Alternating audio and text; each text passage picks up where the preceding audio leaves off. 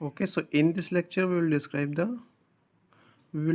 the externals. Okay, so external preparation के regarding हम बात करेंगे. ठीक है, तो एक्सटर्नल प्रिपरेशन में कौन कौन से आपके आएंगे ऑइंटमेंट जो हम एक्सटर्नली बाहर से यूज़ करते हैं. ठीक है, तो इसमें ऑइंटमेंट्स आपका आ रहा है, लोशंस आ रहा है, पेस्टेस आ रहे हैं. ठीक है, क्रीम्स आ रहे हैं and some emulsion and suspension are meant for external application. ठीक है, तो इमल्सन और सस्पेंशन, ठीक है, इनका जो मीडियम है, ठीक है, उसके बेस पे डिवाइड किए गए हैं two types, emulsion and suspension. ठीक है, तो इसमें एक्सटर्नल के बारे में जो भी हम जैसे आपका ऑइंटमेंट्स यूज़ कर लो तो externally you can apply on the skin. Okay, so it is called external pharmaceuticals. Okay, so external preparation में आपका पता होना चाहिए ointments, lotion, pastes, cream, some emulsion and suspension, ये बाहर की हम स्किन पे अप्लाई करते हैं. ठीक है, ऑइंटमेंट्स हम आपने बहुत सारे देखा होगा ऑप्थेल्मिक प्रिपरेशन. ठीक है, तो उसमें क्या है, हम कौन से ऑप्थेल्मिक में किस में यूज़ करोगे. Ophthalmic means it is related to the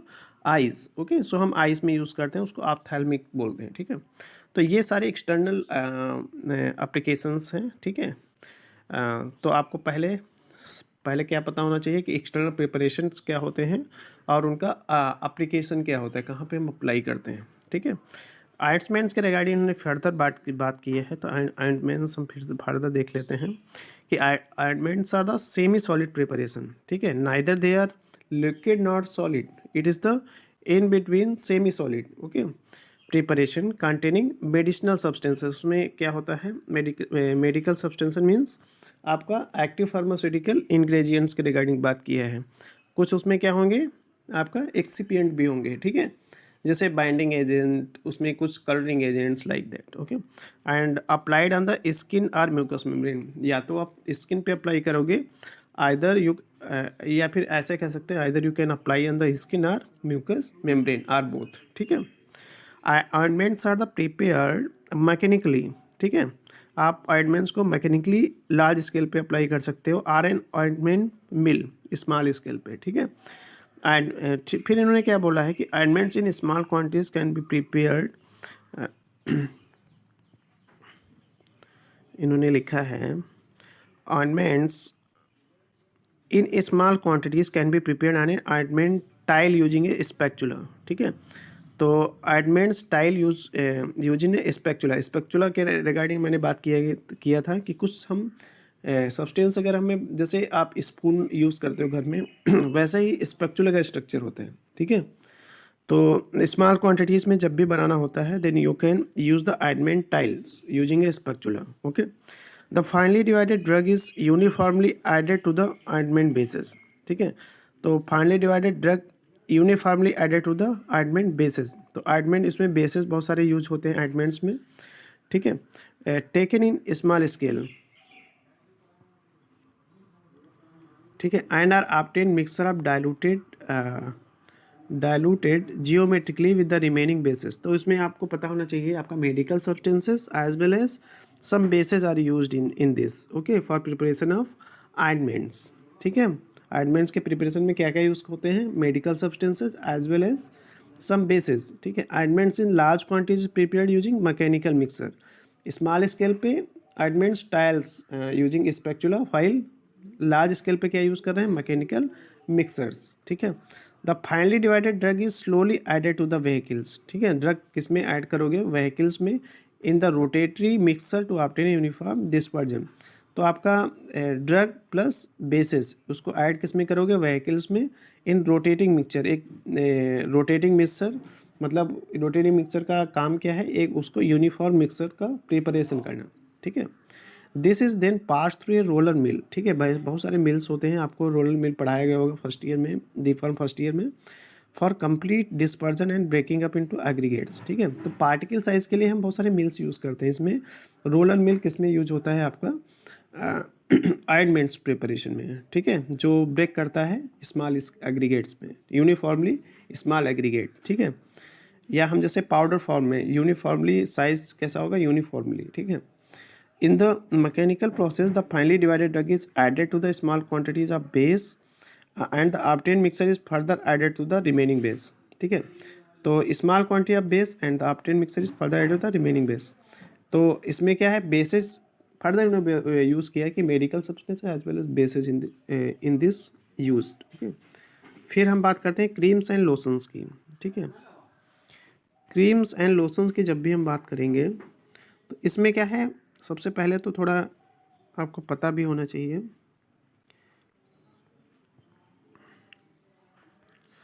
इसमें क्या है, मेडिकेटेड क्रीम।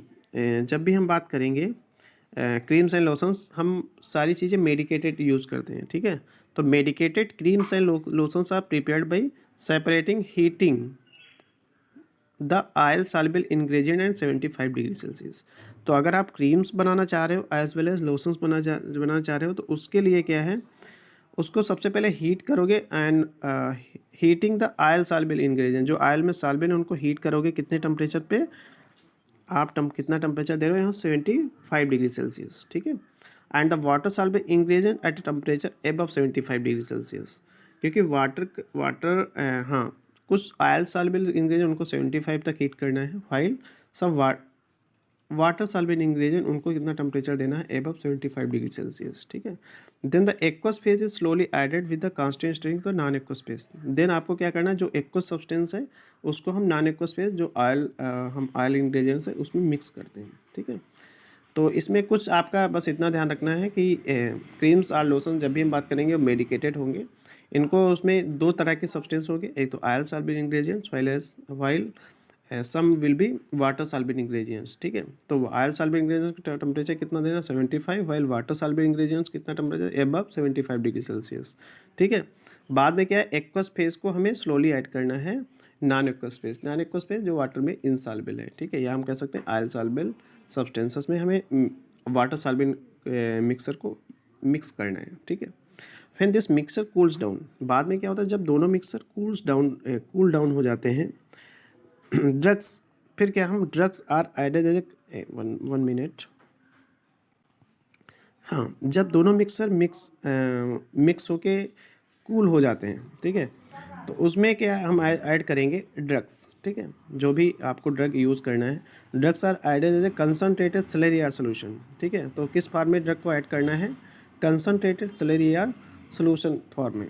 ठीक है, aromatic substances should not be added before the finished emulsion reaches 35 degree Celsius. Aromatic substances मतलब कुछ ऐसे हैं जिसमें aromatic ring available ring present होगी, उनको हमें ऐड करना है कब, जब 35 डिग्री सेल्सियस। ठीक है, उस पे टेम्परेचर पे preservatives are added to maintain the potential integrity of the product. कुछ प्रिजर्वेटिव्स आपको पता है कि या मेडिसिन और क्या ऐड किया जाता है, preservatives, colouring agent like that. ठीक है, तो आप बाद में आपको जब आप ड्रग्स उसमें ऐड करोगे, आफ्टर दैट प्रिजर्वेटिव्स ऐड करोगे। ठीक है, जो पोटेंशियल और इंटीग्रिटी ऑफ द प्रोडक्ट को मेंटेन करते हैं and to protect the health and safety of the patient. ठीक है, और हमें क्या ध्यान रखना है, पेशेंट के हेल्थ और सेफ्टी पे कोई इफेक्ट ना पड़े। ठीक है, फिर क्या है, इमल्सन्स की रिगार्डिंग देखेंगे। तो इमल्सन्स क्या है, बाइफेजिक लिक्विड है, पहले भी बता दिए हैं। In which one liquid is dispersed as a small globule in other liquid using a emulsifying agents. ठीक है, तो इसमें होता क्या है, one liquid is dispersed as a small globules in the other liquid using emulsifying agents. ठीक है, emulsion are either oil in water, ठीक है, आर वाटर इन ऑयल। ठीक है, दो मीडियम होंगे, या तो ऑयल वाटर में डिस्पर्स होगा या वाटर ऑयल में डिस्पर्स होगा। ठीक है, फिर क्या है, the water in oil the oil in water type emulsion, this one है मोर देन 75% वाटर। तो इसमें वाटर का परसेंटेज कितना होगा 70%, फाइल ऑयल का परसेंटेज कितना होगा 30%। ठीक है, while the water in oil type have a higher concentration of oils. ठीक है, तो वाटर इन ऑयल जो नीचे लिखा होता है ऑयल का, वो परसेंटेज ज़्यादा होता है एज़ कम्पेयर टू ऊपर वाले के, ध्यान रखना है। When emulsion are to be prepared in a small quantity, the internal phase is broken into very small globules in pestle and mortar. ठीक है, तो emulsion are to be prepared in small quantities. When emulsion are to be prepared in small quantities, the internal phase is broken into very small globules. तो आपका internal phase है उसको हम small globule में pastel motor की help से break करते हैं, while the same is done using high speed emulsifier. ठीक है, ऐसे ही हम हाई स्पीड इमल्सिफायर में यूज़ करते हैं। फिर emulsion are to be prepared in large quantity, जब हमें इमल्सन को लार्ज क्वान्टिटीज़ में बनाना होता है। ठीक है, तो ये इमल्सन्स हो गए, इसमें आपको फेज ध्यान रखना है। ठीक है, emulsion can be prepared by the following methods. पहला addition of internal phase to the external phase, इसमें दो फेजेस होती है, एक इंटरनल एक एक्सटर्नल। तो इंटरनल फेज आयल इन्होंने मान लिया is added into water, water में oil is added to water, oil किस में ऐड करोगे, वाटर में, to form oil in water type emulsion. ठीक है, कैसा इमल्सन बन जाएगा, आयल इन वाटर। तो इसमें इंटरनल फेज आयल है, ऊपर वाला इंटरनल और नीचे वाला जैसे OW लिखते हो तो ऊपर वाला आपका क्या होगा इंटरनल, नीचे वाला एक्सटर्नल। ठीक है, तो ये चीज़ होगी।